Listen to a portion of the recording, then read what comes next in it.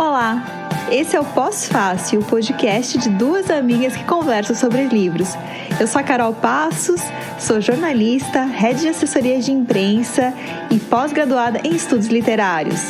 Oi, eu sou a Stephanie Ceola, eu sou jornalista, estudo letras, língua portuguesa e literaturas e trabalho como coordenadora de comunicação de uma organização da sociedade civil.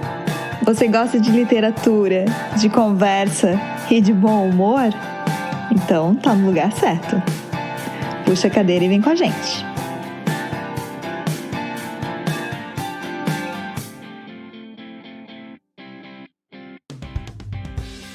Olá, pós-faceiros, pós-faceiras, pós-faceires, pós-facers, pós-tudo. Aqui pode tudo. Todo mundo tá aqui.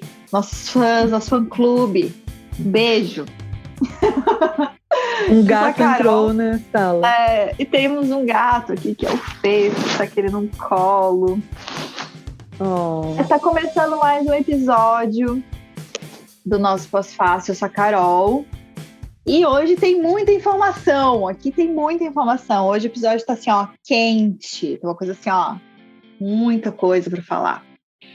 E por isso que eu só vou fazer essa apresentação meio show da Xuxa e vou deixar a Stephanie falar. Porque ela temos que fazer uma introdução a esse episódio e é a Stephanie que vai fazer. Então, é nosso. É com você, Stephanie. Vamos dar-lhe. Eu vou fazer essa palestrinha, vou começar com uma palestrinha aqui inicial. Gente, eu quero ser professora, então me deixe, eu tô treinando aqui no Pós-Fácil. Mas enfim, nesse episódio a gente vai falar sobre um livro que super bombou aí nos últimos 2 anos, que foi O Torturado, do Itamar Vieira Júnior. Mas antes de falar sobre esse livro e sobre outros que a gente vai comentar aqui hoje, eu quero destacar alguns termos que a gente vai abordar nesse episódio. E aí, para isso, eu preciso contar uma historinha. Mas eu prometo para vocês que eu sei onde é que eu vou chegar. Então, não se percam, presta atenção. No curso de letras, uns semestres atrás, eu estudei O Torturado na disciplina da professora Teresa de Almeida, maravilhosa, em Literatura Brasileira 3. E a gente estava estudando algumas obras do chamado regionalismo, que eu coloco assim dentro de muitas aspas, e foi uma discussão muito recorrente que a gente teve na disciplina sobre o que configura o regionalismo, né? Então esse é um primeiro termo aí que eu quero que vocês fiquem pensando. Mas a gente, nessa disciplina, com a Alba e a Cristina, eu fiz um trabalho sobre O Torturado, e foi bem interessante estudar esse livro, assim, diferentes aspectos dessa obra. E em outra disciplina recente, Estudos Literários 2, que eu fiz com o professor Ricardo Gaiotto, eu fiz outro trabalho sobre outros 2 livros que não têm nenhuma relação com o regionalismo, que foram O Quarto de Despejo, da Carolina Maria de Jesus, e o livro Eu, Empregada Doméstica, da Preta Rara. Nesse trabalho, eu abordei muito a questão da oralidade, que é uma coisa muito presente nesses 2 livros, né? E conversando com o professor sobre isso depois, eu comentei no meu interesse em estudar a oralidade na literatura, porque eu já devo ter falado várias vezes aqui no podcast o quanto eu gosto disso. E aí o professor Ricardo Gaiotto me indicou alguns livros para ler que tinham muito desse aspecto, e entre eles estava o Água Funda, da Ruth Guimarães, que eu nunca tinha ouvido falar. A Ruth era uma mulher negra, ela foi contemporânea ali do Graciliano Ramos, Guimarães Rosa e tal, era considerada uma regionalista, uma mulher regionalista. E eu fui ler a Ruth, o livro Água Funda, e eu vi vários paralelos com o Torturado, assim, eu fiquei muito de cara quando eu li. E eu fiquei pensando que a Ruth, ela pavimentou o caminho que o Itamar Vieira Júnior seguiu, sabe? Então foi por isso o meu interesse. E aí, quando eu estava lendo o livro dela, eu comecei a pesquisar sobre ela e eu encontrei um texto na revista 451, do Oswaldo de Camargo, em que ele se refere à obra da Ruth como literatura afro-caipira. E eu adorei esse termo, porque seria o regionalismo, o que a gente conhece como regionalismo, mas histórias protagonizadas por pessoas negras, assim, né, com uma ligação muito forte com a terra. Então, esse sertanejo que é trazido no regionalismo é uma pessoa negra, que tem uma relação muito forte com uma terra que nunca é garantida, né, trazendo toda aquela herança da escravidão. Então, me chama muito a atenção. E lendo O Torturado, eu também identifiquei ele como literatura afro-caipira, porque são pessoas negras que são protagonistas desse livro e pessoas negras que estão no sertão, que estão no interior, que têm essa relação com a terra, traz todo esse aspecto da crítica social, né? Então, eu também relacionei, assim. E sobre o regionalismo eu coloco dentro de várias aspas, porque a gente discutiu muito isso em aula e tal, e questionando, tipo, o que caracteriza uma literatura como regionalista? É só porque o autor não é do eixo Rio-São Paulo? É só porque a história não traz um contexto urbano? É porque as temáticas são a fome, a seca, a terra e tal? E quando, nesse período, eu escutei uma entrevista do Itamar no podcast da 451, em que ele, assim, ele parecia não gostar muito desse termo, sabe? De considerarem o Torturado um livro regionalista. E ele fala uma coisa muito interessante, porque assim, ó, se considera regionalista uma literatura que é produzida nas margens, né? Então, fora dos centros urbanos. Só que para o Itamar, ele fala nessa entrevista que a Bahia, que é o lugar onde ele nasceu, né? E é o lugar que está ali descrito no Torturado, para ele a Bahia é o centro. Então, não é regionalista, porque ele não está escrevendo num lugar às margens, né? Ele está escrevendo do centro, do que é centro para ele, assim. Então, eu achei bem interessante essa discussão. Não vou dizer, sou contra o termo regionalista, não tem nada a ver, não é esse o ponto. Mas eu acho que é algo que é interessante a gente refletir, assim, o que caracteriza uma obra como regionalista, e por que os autores questionam isso, alguns autores questionam, outros não, enfim. Mas o fato é, temos grandes obras regionalistas que retratam esse Brasil rural, né? Temos grandes autores e autoras, a Ruth Guimarães é uma delas, apesar de ter sofrido esse apagamento histórico que muitas mulheres negras sofreram, né? Sofrem ainda. E é isso. Nesse livro a gente vai falar dessas obras, mas então optando pela denominação literatura afro-caipira e não regionalista. E é isso, Carol, eu vou passar para você falar sobre o Torturado, contar quem é o Itamar e falar de pontos que mais te chamaram a atenção e tal, e aí eu vou me metendo aí na tua explicação. Muito boa essa introdução, Stephanie, parabéns. Obrigada, estou orgulhosa. Então vamos falar sobre, o Torturado, né, se a pessoa acompanha a literatura, né, minimamente, já deve ter ouvido falar sobre esse livro, que foi um livro que venceu a última edição do Prêmio Jabuti na categoria Melhor Romance Literário. E também venceu, como eu falei no episódio que eu não lembro mais se eu falei nesse ou no episódio anterior, que o Torturado, ele ficou famoso, conhecido, ele ganhou um prêmio em Portugal, prêmio Leia, não sei se é Leia que fala, em Portugal em 2018. E o Oceanos em 2020. E lá ele ficou mais conhecido do que aqui no Brasil. E isso foi bastante interessante, assim, porque o Itamar, ele fez esse livro. Eu achei interessante na tua explicação, Stephanie, porque o Itamar, ele não viveu, né, o campo. Ele é um escritor que ele não viveu o campo. Ele conta a história do Torturado foi construída a partir das vivências, das lembranças do pai dele, que viveu isso. Então ele quis retomar essa experiência do pai dele e a vivência do pai dele, e também o trabalho dele. Ele trabalhava no INCRA, e ele tinha muito conhecimento das histórias, né, dos trabalhadores, e percorria, né, várias regiões do interior. Então ele trouxe essas histórias que inspiraram esse livro do Torturado. Ele é nascido em Salvador, né? Ele é nascido em Salvador. Outro ponto interessante também, antes de eu entrar no livro, é que por que ele escreveu, né, o Torturado? Ele começou, ele era embora ele seja de Salvador, né, a família dele é muito simples, e o pai dele comprava os livros para ele ler, ele queria muito ler.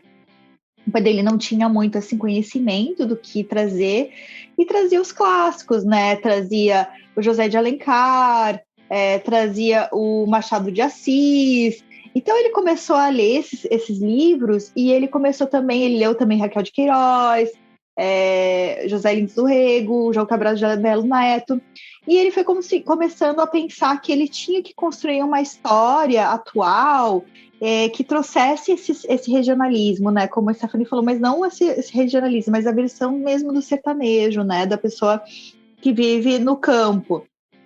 A Raquel deve ter sido uma influência forte para ele, né? Porque ela publicou 15 Nos anos 30, ela publicou 15, que é um livro que é considerado regionalista, assim, né? E que retrata muito essa questão da seca e da fome, das pessoas fugindo do interior, né? Buscando algum tipo de recurso na cidade, assim. É um livro interessantíssimo, assim. Ele diz assim que o romance tem a maior influência assim, de autores como Graciliano Ramos, a Raquel de Queiroz, principalmente, né? O Jorge Amado também, né? E o Guimarães Rosa.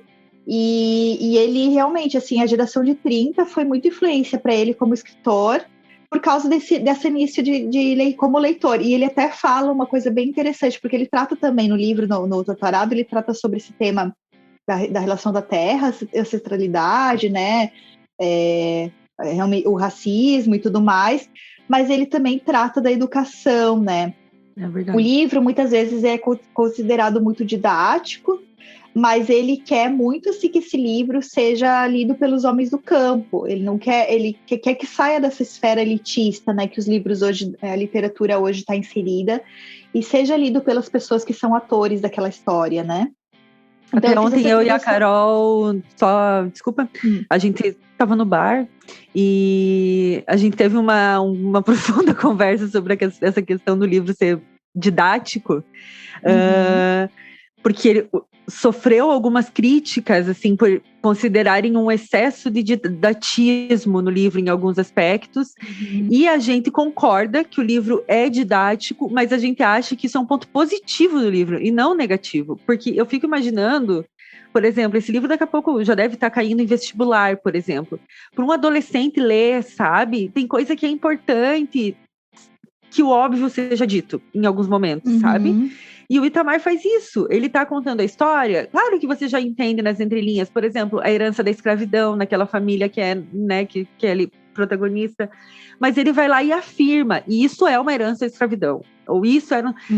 E assim, talvez para algumas pessoas mais acostumadas a ler, já com uma bagagem muito maior, ou grandes intelectuais, isso possa soar muito didático.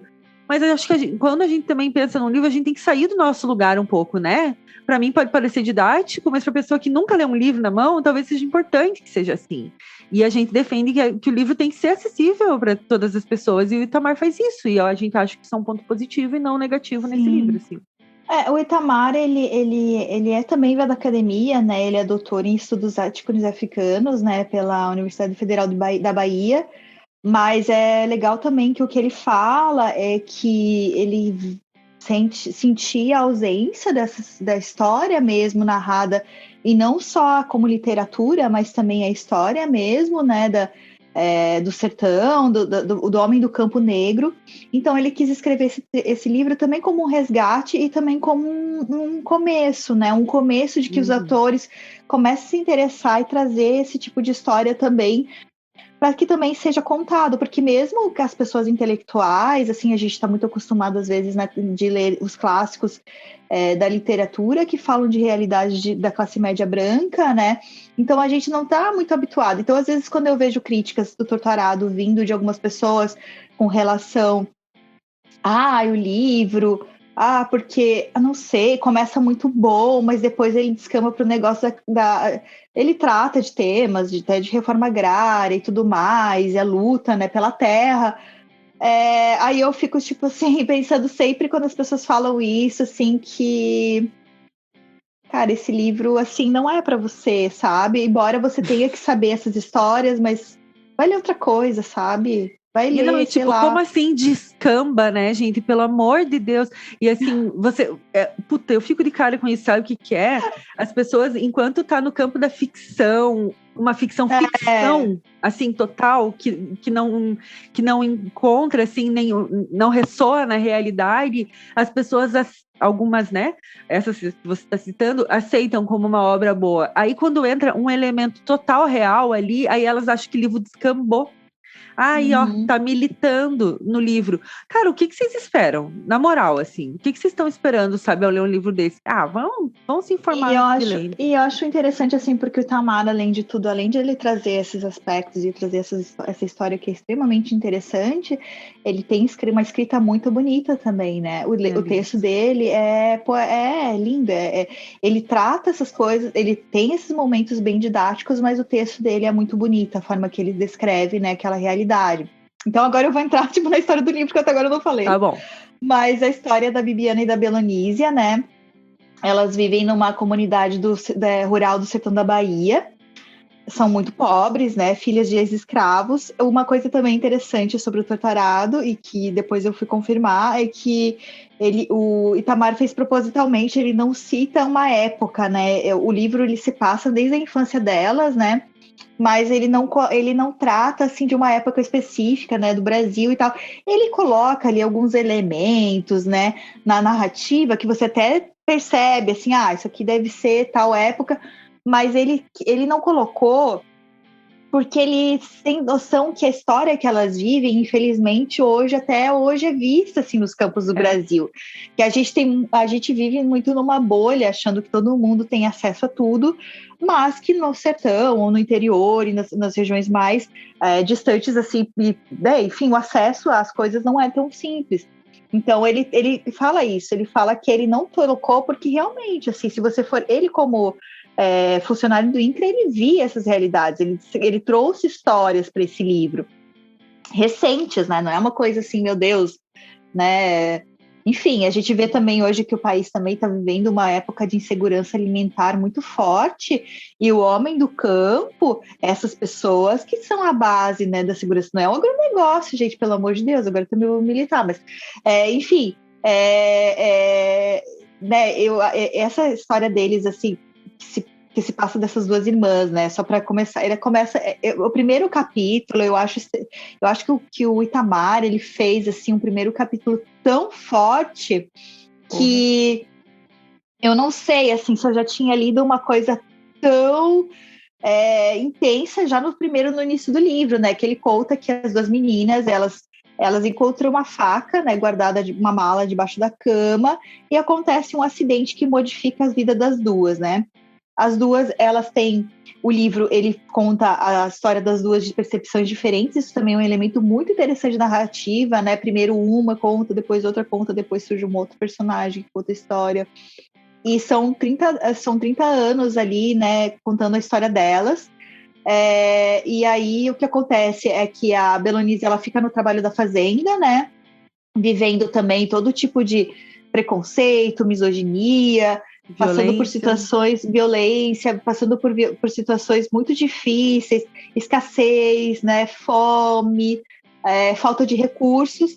E a Bibiana, ela, com o Severo, né, que ela se casa, ela acaba indo buscar outra vida, vai estudar, que daí aí que o Itamar pega a parte da educação também como elemento importante na luta, né, por mais direitos. Então as duas, elas vivem ali naquele ambiente, né? E é uma família que se acostumou a estar devendo o tempo todo para os patrões. Então eles vivem naquela terra, aquela terra não é deles, eles controlam. Inclusive ele fala uma coisa sobre as casas, né? Que elas são construídas para ser desmontadas de uma forma fácil, porque aquilo ali não é seu. Então onde for designado você tem que ficar. E tudo que eles constroem, tudo que eles têm é do patrão. Então, uma parte da alimentação que eles fazem é do patrão e tal. Então, eles vivem ali como se fosse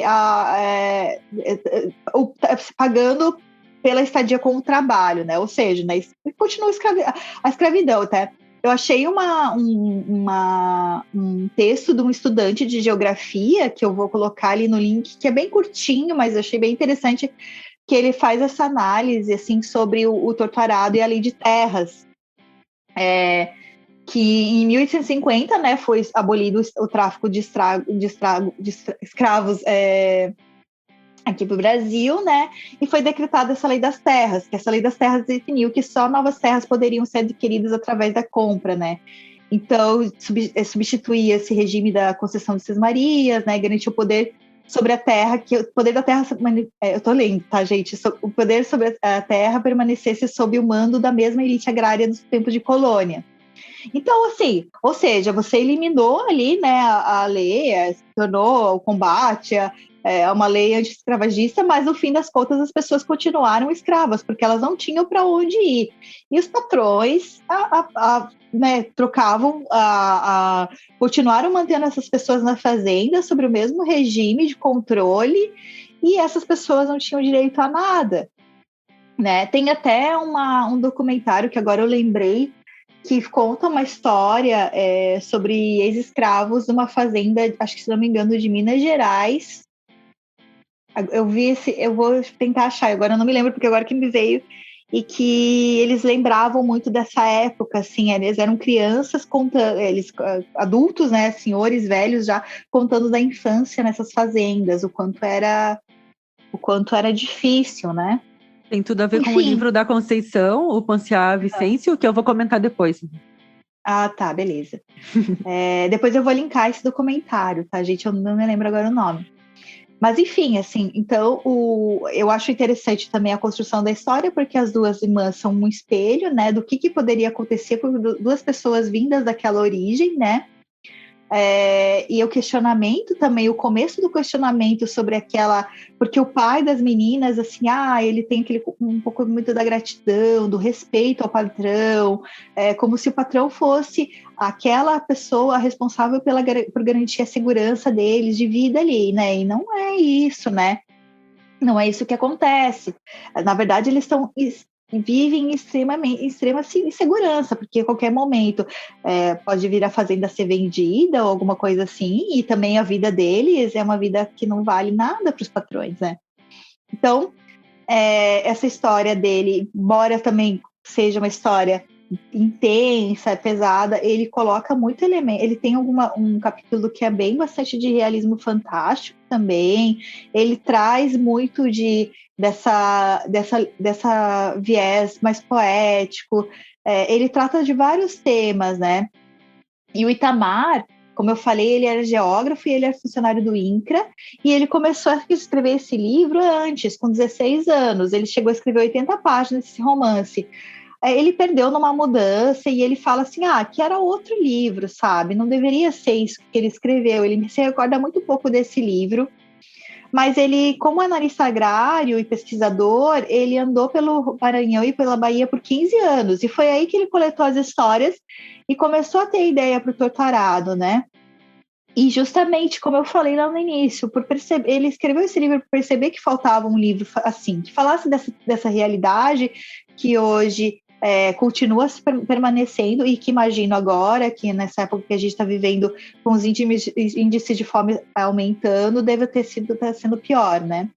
Uhum. Então, ele fez o Itamar, eu só destaquei aqui que a tese de doutorado dele foi sobre o processo de regularização fundiária da comunidade quilombola de Iuna, que fica em Lençóis, na Chapada Diamantina, e que foi, né, um palco de uma tragédia em 2017 que vitimou 6 pessoas. E olha, só para você ter uma ideia assim, de como esses confrontos ainda continuam vitimando pessoas, né?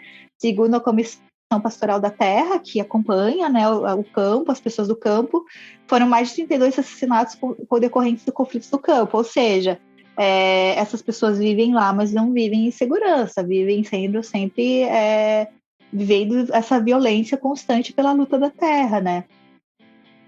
Eu também coloco aqui a indicação de uma conversa que eu vi ontem do Itamar com o filósofo e advogado, o Silvio Almeida. É muito maravilhosa, a gente vai linkar na nossa news, porque o Silvio traz também uma realidade muito legal, assim, são duas pessoas conversando muito de igual para igual, e esses dois são amigos também, então é bem legal essa conversa. E também ontem eu assisti, eu achei uma entrevista do Itamar para Forbes também, que eu achei bem interessante.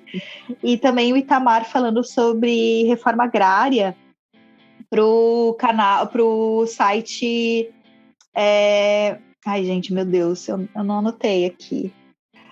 Mas, enfim, eu vou colocar lá. E o Itamar, ele fala muito assim sobre a realidade, né? Hoje, por exemplo, ele fala sobre a pausa, né, da reforma agrária no governo Bolsonaro. Já no governo Dilma já estava diminuindo muito, né, o repasse de terras para comunidades tipo do MST ou pessoas, né, do campo, e hoje está pausado, né? E aí tem um documentário, né, Parou Por Quê? A reforma agrária no governo Bolsonaro, da ONG Repórter Brasil, que ganhou um prêmio, foi indicada por prêmio Vladimir Herzog. E aí eu vou colocar também o link na nossa news.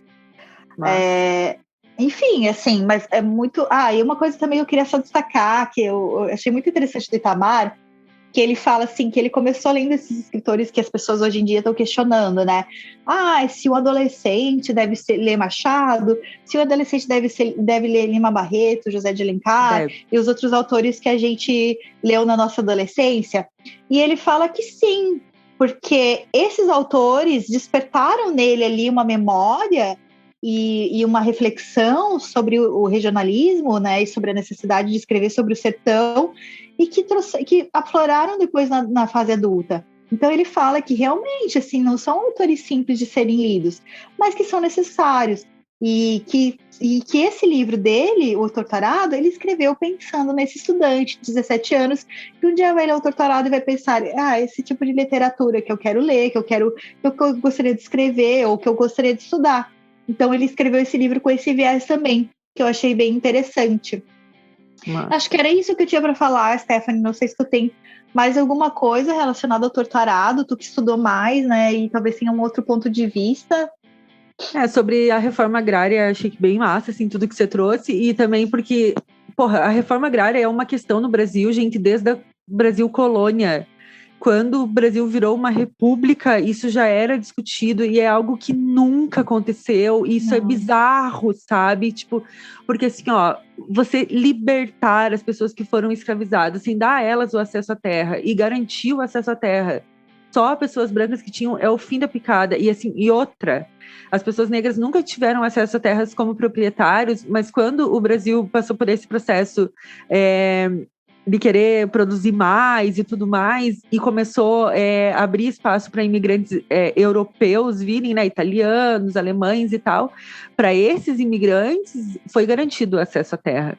Então, assim, o acesso à terra no Brasil só foi garantido para pessoas brancas, nunca foi garantido para pessoas negras, mesmo libertas. Isso é um absurdo, que nunca foi corrigido e que não houve nenhum esforço para ser corrigido. Não há um esforço para ser corrigido e precisa. Então, sobre a reforma agrária é isso. Aí, sobre o livro em si, tem duas coisas que eu gosto muito, que a gente nem combinou que eu falaria disso e você das outras coisas, mas eu adoro a parte do sincretismo religioso, que tem a ver com a parte do fantástico que você traz, né? Sim, porque ele narra muito uma religião que é específica ali da Chapada Diamantina, que é o Jaré, né? Que é uma religião de matriz afro, mas que utiliza elementos católicos também. Então é bem complexa e é linda, e os rituais que ele descreve no livro são incríveis, assim, e se torna, de fato, uma personagem do livro, né, uma entidade do Jaré, então, com voz, né, uma narradora, então é bem interessante. Então eu gosto muito desse aspecto do sincretismo religioso, e o outro aspecto que eu gosto muito é a oralidade, né, porque os cantos estão ali presentes, né, do jeito que eram ditos, que são ditos, os causos também, então ele traz muito esse aspecto da oralidade no livro, que eu gosto muito. E aí já vou ir passando para Ruth Guimarães, Carol, porque eu acho que esse é só mais um comentário que eu ia falar, que tu falou da religião, e que é interessante que o pai das meninas, por exemplo, ele tem um respeito as pessoas têm um respeito tão grande por ele, né, dentro do livro, né, as pessoas que vivem naquela comunidade, mas aquilo é só ali, né, ele não tem mais poder, assim, né, ele fica sempre naquela questão de ser subjugado também, né, mas é interessante como ele mostra também isso, né, o quanto o pai delas, né, ele ter respeitado e tudo mais, né, a questão também dele trazer isso, né, da ancestralidade dele também, né, da avó, a avó também é uma personagem incrível também. Enfim, mas pode continuar, só porque eu lembrei disso agora. Só porque é bem importante, porque é no Jaré que isso está mais presente, assim, também isso da questão da oralidade, que eu ia mencionar, e que está presente na Ruth Guimarães, e que isso me remeteu muito a Lélia Gonzalez, que ela cunhou o termo pretuguês, que é o português falado por as pessoas descendentes de escravizados, enfim. E os dois livros, né, o Torturado e o da Ruth, que é o Água Funda que eu vou comentar, trazem isso. O português está presente ali. Eu acho que a gente precisa entender isso como uma linguagem que faz parte da formação linguística do Brasil, de fato, assim, né? Então, tem mais isso, assim. E o livro que eu vou falar é o Água Funda, da Ruth, né? Ele foi publicado em 1946, que é o mesmo ano do Sagarana, do Guimarães Rosa.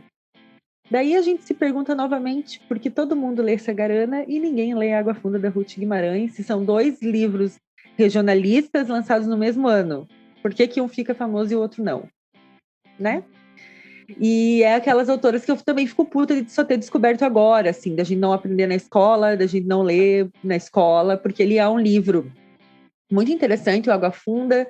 Ele traz muito desse aspecto da oralidade, de contos e de causos, mas tem uma coisa que eu acho muito marcada nele, e também o Itamar faz isso, que a Ruth Guimarães, ela traz a oralidade no livro dela, no formato de contos e causos contados, mas ela não subverte a língua portuguesa, assim, né? Diferente do Guimarães Rosa em Sagarana, por exemplo, que é um livro que ele traz tanto a oralidade, né, que é maravilhoso, que assim, você precisa, inclusive, encontrar o ritmo do livro quando você está lendo, senão você não consegue entrar no livro.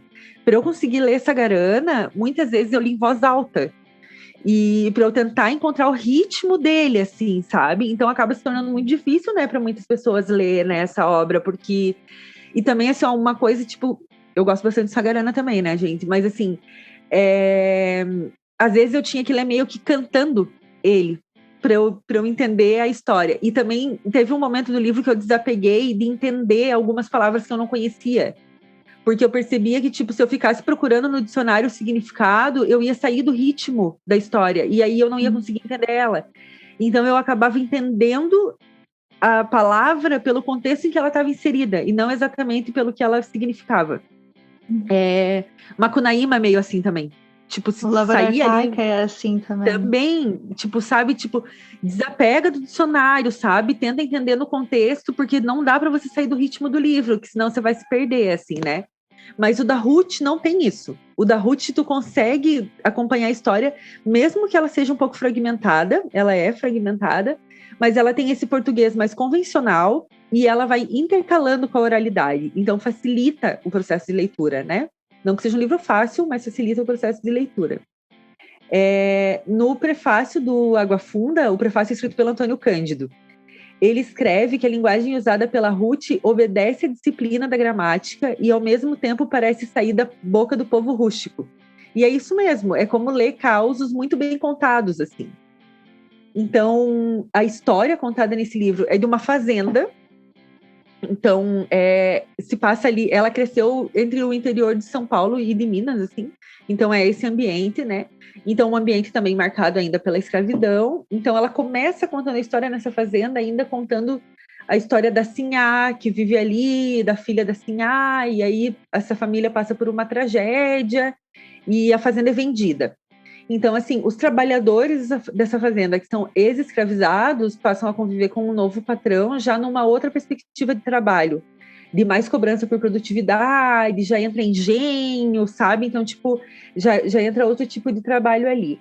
Então, se no início, assim, tá bem focado na história da Sinhá, depois os protagonistas passam a ser esses trabalhadores, que são essas pessoas com uma relação muito forte com a terra também, né? E esse livro tem uma coisa também muito interessante sobre ele, que ele traz muitos elementos fantásticos, de realismo mágico, assim. E só que ele foi escrito em 1946, então é muito antes do Juan Rulfo, mexicano, que é considerado assim o primeiro autor do realismo fantástico, ou do Gabriel Garcia Marques, né? É muito antes deles, e ó, gente, realismo mágico na veia, assim, total. E ela traz esses elementos do realismo mágico também no jeito parecido com o que o Itamar fez trazendo depois, que é essas entidades que são oriundas de religiões de matriz afro. Então, assim, tem a mãe de ouro, a mãe d'água, sabe? Essas entidades vão entrando na história e convivendo com os personagens. Então, se tornam quase que personagens mesmo da história. Então, isso é bem interessante, assim, né? E se conta que ela aprendeu muito sobre isso também com o Mário de Andrade, porque ele iniciou ela nos estudos do folclore, né? E ele era um folclorista, assim, né? Então, também ajudou muito ela a trazer esses elementos, né, da história, assim. E essas figuras do fantástico, elas vão entrando tanto na história que afetam, de fato, a vida dos personagens. Então, assim, tem gente que enlouquece, tem gente que vai e que volta, gente que se descobre de outra maneira a partir disso, assim, né? E além de... Então, isso torna a história muito interessante de se ler, assim. Eu adoro muito realismo mágico, né? Então, para mim, é incrível. E também tem esse aspecto do regionalismo aí, que é a crítica social bem pronunciada, né? E de uma maneira didática também. Então, tem muitos momentos do livro, assim, ó, que os trabalhadores questionam o trabalho mal remunerado, questionam trabalharem tanto numa terra que não é deles. Então, isso também está bem marcado ali, sabe? Que é uma característica mesmo e que tem que ser dita, gente, com todas as letras, não dá assim, ai, vamos deixar nas entrelinhas que todo mundo vai entender. 1946, sabe? Ninguém, não, tem que falar, né? Com todas as letras. E a Ruth fez isso, assim, né? Então, eu recomendo muito esse livro. Tem uma edição dele pela editora 34, foi a que eu comprei. Uma ilustração belíssima. Ele é maravilhoso. A Ruth, ela viveu até 2008. Até 2014. Ela morreu com 93 anos. E em 2008, ela foi a primeira autora negra escolhida para a Academia Paulista de Letras. Ela morreu em Cachoeira Paulista. Então, deixou esse legado para a história, assim, a gente precisa reconhecer essa mulher, assim. E ela tem muitos livros, a produção dela é muito vasta, assim. E ela tem livros de contos também. Eu li, depois desse, eu li Contos Negros dela. Esse tem ainda mais essa questão da oralidade, de cantigas e causos africanos. E assim, aí tem o conto, e depois tem uma explicação de qual é a origem daquela história. Então, assim, tem um conto ali com vários cantos e tal, e aí ela explica que essa história eu ouvi de descendentes de pessoas escravizadas que ouviram dos seus antepassados que vieram nos navios negreiros, sabe? Então, assim, além da grande qualidade literária, tem essa questão histórica, assim, né? Esse resgate histórico que ela faz. Então, esse livro é muito legal. E também achei que ele tem relação com o livro de contos do Itamar Vieira Júnior, que é o Doramar ou a Odisseia, que ele lançou esse ano, que é muito legal, assim, muito bom. Tem várias histórias da perspectiva das pessoas negras e também de pessoas indígenas, que eu achei muito interessante. E ele continua fazendo aquilo que ele fez no Torto Arado, que eu também não vejo como um problema, que é o eu lírico feminino, né? Ele conta as histórias como se fosse uma mulher, né? No Torto Arado também é isso. E no Doramar Odisseia também traz isso. Eu não sei, Carol, se isso te incomodou em algum momento lendo o Torto Arado, eu não. Não, pra mim não. Não, assim, ó, eu não... uma vez eu até recentemente eu fiz alguns cursos de literatura e fiz um de literatura com personagens femininos, né? E esse questionamento surge muito, assim, né? O homem nunca vai saber, né? Assim, o que uma mulher passa. Mas eu acho que o que o Tamar fez, ele foi praticar muito a escuta na hora que ele foi visitar essas famílias e construiu as duas personagens. E elas são bem consistentes, né? O que elas passam não é nada, assim, romantizado, né? Não é nada, né? As duas não são seres heroínas, como às vezes a gente vê em livros escritos por homens, né? Que tem aqueles estereótipos. Não, ele não. Eu na minha visão, né? Não, achei que ele fez esses personagens muito interessantes e bem complexos. Não me senti nenhum momento. Eu, na verdade, assim, eu nunca leio com esse olhar, sabe? Quando eu pego um livro, assim, eu nunca vou ler assim. Claro, às vezes fica gritante, né? Que a questão ali, quando a pessoa vai escrever muito fora do universo dela, fica gritante. Mas ele não, eu acho que ele foi muito honesto na construção dos personagens por meio das histórias que ele viu, ou que ele ouviu. Então, acho que isso ajudou bastante ele, assim. Então, não me incomodei, não. Eu também não, e eu achei, inclusive, que foi um reconhecimento da importância que as mulheres têm nesse espaço, né? Porque elas não são só as protagonistas do livro, elas são as protagonistas desse lugar de fala, desse espaço que ele pesquisou, né? Elas têm uma presença muito forte e importante, então eu acho que é justo ele ter usado isso.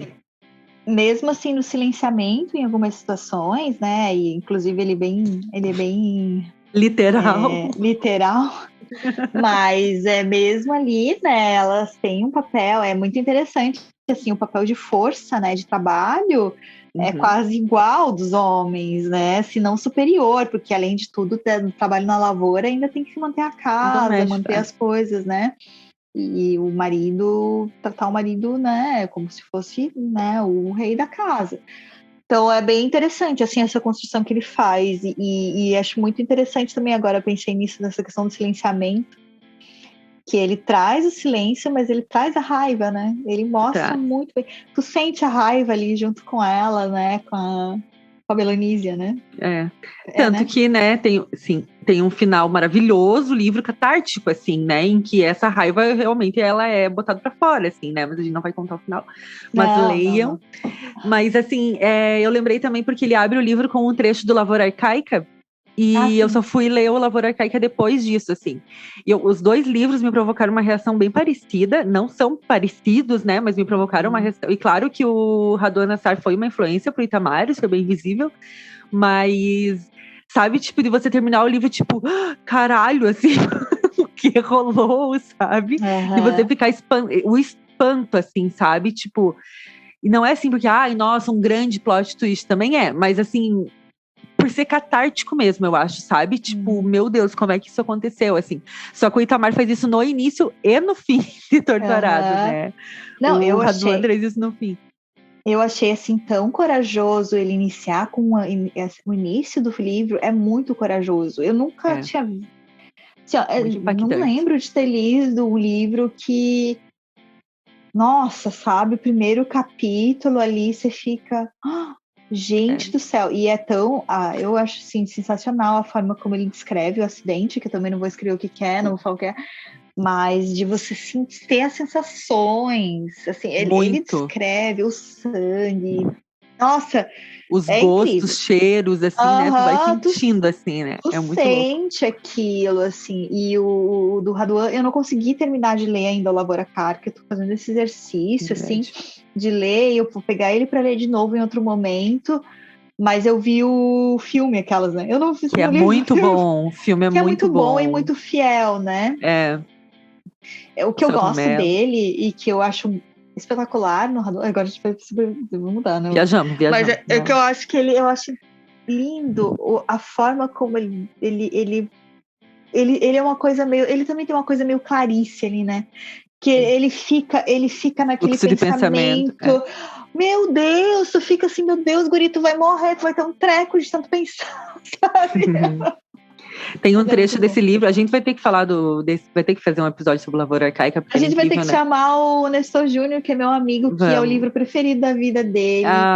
E a edição que ele tem, que ele me emprestou, inclusive, depois eu acabei comprando, que é toda anotada com as palavras, porque ele era muito jovem e não entendia, e aí ele anotava. E o livro é lindo, todo anotado com a letra dele, que a letra dele é linda, porque ele é artista, e é muito lindo, assim. Vamos chamar e vamos falar. Livro. Não, ele é apaixonado pelo Radwan. A gente pode falar assim, sobre o Lavoura Arcaica. E sobre o filme também, porque ele é amante de cinema. Muito bom. Então tá, Nestor, você já está convocado.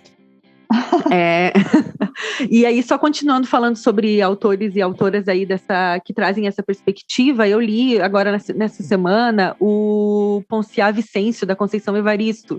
Eu não esperava que ele fosse, eu não sabia qual era a história do livro antes de ler, e eu não esperava que ele pudesse ter relação com esse episódio, eu li para aula, mas tem bastante relação, porque o livro, ele retrata uma história de uma família que tá lá no interior, também, assim, trabalha na terra que não é garantida.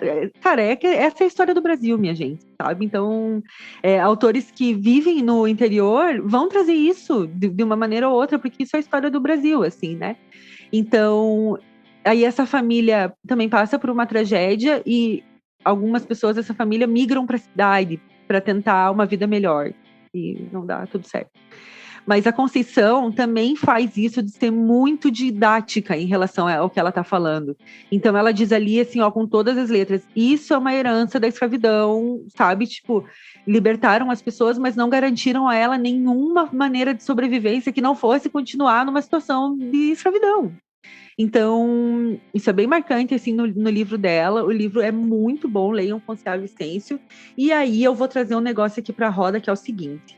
A Conceição deveria ser dona e proprietária de uma cadeira na Academia Brasileira de Letras. Era ela que tinha que estar lá. Já demorou, essa mulher tinha que estar lá. Eu vou dar soco na mesa, eu tô puta, eu tô indignada. Porque assim, ó, ela chegou, o nome dela chegou a ser levado, né, para a Academia de Letras, e ela não recebeu votos o suficiente para ser aprovada. E assim, ó, não é porque ela não tem uma produção literária boa bastante, porque ela tem, e todo mundo sabe que ela tem, e isso é inegável. E aí eu lembro que eu vi uma entrevista da Nélida Pinhon no Roda Viva, em que ela fala assim que eu gosto da Nélida, tá? E a Nélida tem uma cadeira lá. Mas que ela fala assim, que a Conceição não cumpriu certos rituais que são importantes para ser aprovados, para você ser um imortal. Tipo, chamar aquele bando de homem branco velho hétero para tomar chazinho, mandar telegrama. Enfia no rabo o telegrama. Leiam os livros dela, em vez de esperar ler um telegrama dela. E aí ela não foi aprovada para a Academia Brasileira de Letras. Isso é um absurdo, entendeu? Uma academia que foi criada por um homem negro, foi criada pelo Machado de Assis, sabe? Tipo, talvez hoje o Machado não pudesse ter uma cadeira lá, porque não mandou chazinho pros bocó, sabe? Então, assim, tô puta.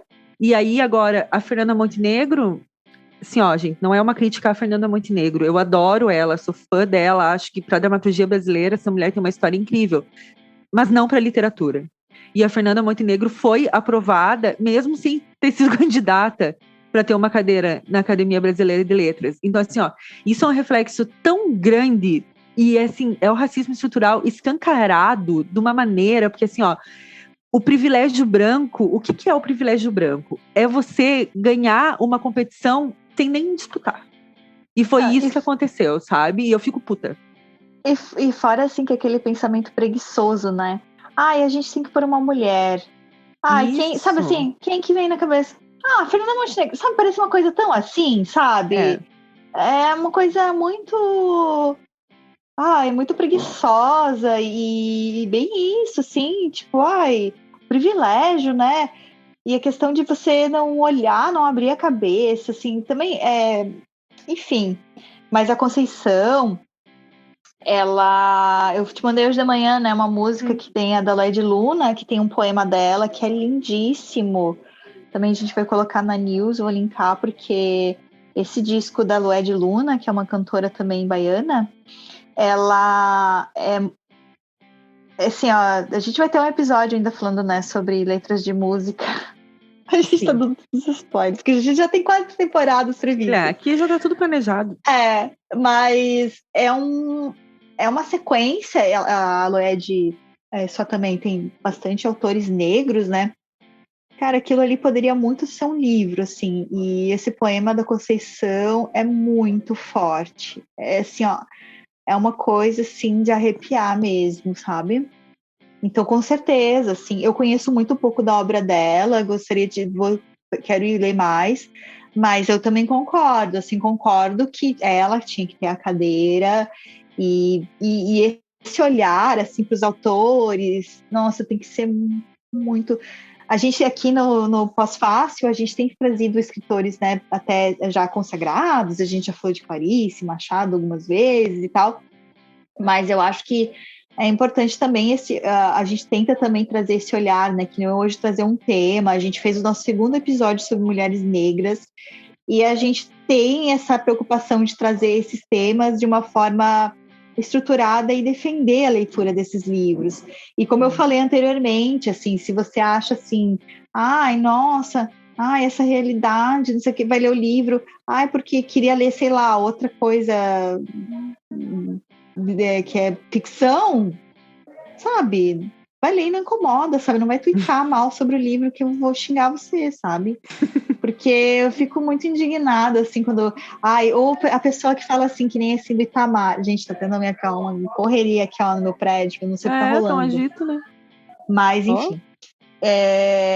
Mas a gente tava falando... Meu Deus, já me perdi. Do Itamar. A pessoa fala assim, porque agora todo mundo lê o Tortarado. Tenho medo de olhar stories e cair num não sei o que do Tortarado. Vai se fuder. Não quer vai lá ver. Ler. Vai ver The Walking Dead, que nem eu, às vezes. Não, mas assim, né, Carol, eu também assim, o raciocínio preguiçoso, porque é tão fácil a gente só falar isso, né? Meu Deus, isso é uma coisa infantil e preguiçosa, porque assim, sabe, gente, assim, a gente fala desses livros porque a gente tem a preocupação em aprender sobre realidades diferentes das nossas. E a gente precisa cada vez mais ter essa preocupação no Brasil, assim, de sair da nossa bolha, de querer entender um mundo diferente do nosso. Nem todo mundo vive do jeito que a gente vive. Tem realidades muito distintas e a gente precisa aprender sobre elas. Então, assim, quando a gente traz esses livros, não é no sentido de palestrinha, de querer ensinar sobre isso. Não, é no sentido de, queiram aprender também, porque a gente também quer. E se vocês tiverem outras dicas e autores, nos mandem, porque a gente quer aprender, sabe? Eu fui ler a Lélia porque eu queria aprender a perspectiva de gênero do feminismo negro. Eu queria entender, sabe? E preciso aprender muito, a gente precisa aprender muito, justamente assim, para a gente pensar, quando a gente fala sobre, sabe, de pensar que existem lugares de fala e vivências muito diferentes das nossas, sabe, a gente precisa pensar sobre isso, sempre, assim, então, Desculpa. Eita. Não, e as pessoas falam, assim, muito que literatura, né, é um escape, literatura tem que ser um escape, não sei o quê. Mas a literatura é uma forma também de você construir pensamento crítico, né? A literatura, ela traz muito isso. E aí, né? Daí quando acontece, por exemplo, uma eleição, né? Assim, aí você não escolhe um cara que tira direitos de pessoas que estão menos privilegiadas que você, porque você sabe que essa realidade que tem nesses livros que a gente falou existem ainda, infelizmente. E o que seria muito positivo é que essas pessoas tivessem segurança alimentar e tivessem todos os direitos que a gente também tem. Então é isso, militamos muito nesse episódio. Minha Nossa Senhora. Tamo aí pra isso. Mas é isso, assim, eu fico muito com raiva quando a pessoa fala que literatura não serve pra nada, ou que, tem que ler livro técnico. Não, olha o que a gente... Ou quando um imbecil, igual o Paulo Guedes, vem dizer que livro tem que aumentar o preço porque ele é feito por uma elite intelectual. Não é feito por uma elite. E essa elite intelectual que esse cara representa deveria estar lendo Conceição Evaristo e Itamar Vieira Júnior e Ruth Guimarães, sabe? Parar de ficar se lendo, porque o que esses caras fazem é se ler. É um homem rico, branco, lendo outro homem rico, branco, que acha que só isso é literatura e que só isso é ser intelectual. E não é. É muito mais do que isso. E eu vou xingar o Paulo Guedes aqui. Se você quer ler coisa ruim, vai ler o livro do Michel Temer. Olavo de Carvalho. Ai, que horror. Não. Eu não falei isso. Ai, credo. Por que a gente falou isso? A gente vai ter que cortar esse trecho, pelo amor de Deus. Não, vamos. Então, gente, isso se prolongou, né, cara? Assim, foi demais. Sobre esse episódio é isso. Gostei muito das informações que tu trouxe, Stephanie. São muito boas. Obrigada, também gostei das tuas. Se autoelogiando. Mas no próximo episódio a gente vai falar sobre personagens ambíguos da literatura e não estamos falando sobre geminianos. Estamos falando sobre personagens que são bons, são ruins, que às vezes a gente fica assim... Posso com essa pessoa que é meio estranha, mas ela só. Será que eu posso confiar nesse cara? Isso aí. Vem aí. Então tá aí o episódio de hoje. Nos mandem feedbacks. Se acostumem com a militância eventual, porque isso pode acontecer. 2022 vem aí, vai só piorar. É daqui para baixo, minha gente. Então, estamos avisando. E nos enviem feedbacks, vocês já sabem, os nossos perfis no Twitter são Caroline Passos e Stephanie_Ceola. A gente também tem o nosso e-mail de contato, que é o podcastposfácil@gmail.com. Assinem a nossa newsletter, como é que é? Eu vou falar Caroline. Olá, se vendendo. podcastposfácil.substack.com. Substack.com. E fiquem agora com o nosso maravilhoso quadro Feedback 360. Até o próximo. Beijo, pessoal. O que a gente quer falar é que a gente fez uma foto pra ti. Foi em homenagem a você e a Stephanie. Somos todos pós-faceiras. Pós-faceiras e pós-faceiros. Pós-fasters. Não é pós-faceiros. Cara, eu tô amando, porque eu sou muito assim fazendo fofoca. Eu fico observando os detalhes da legenda. Eu lembro até hoje, quando a Luísa Sonza terminou com o Vitão, que eu notei que eles tinham terminado muito tempo antes dos jornais de fofoca da notícia. E as minhas amigas, não, até parece. Não. Eu falei, não, eles terminaram. Olha o que eu tô te falando, passou uns 7 dias, deu a notícia que eles tinham terminado.